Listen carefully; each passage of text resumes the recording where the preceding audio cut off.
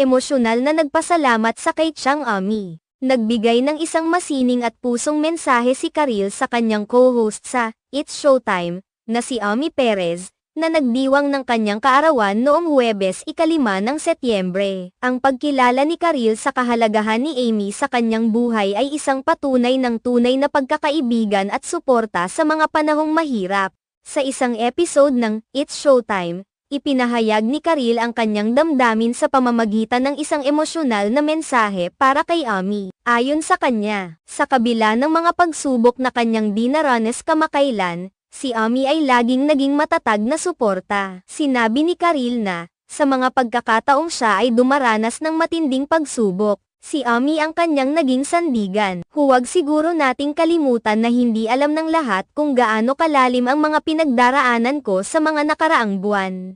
Ngunit si Tita Ami ay talagang nandyan para sa akin.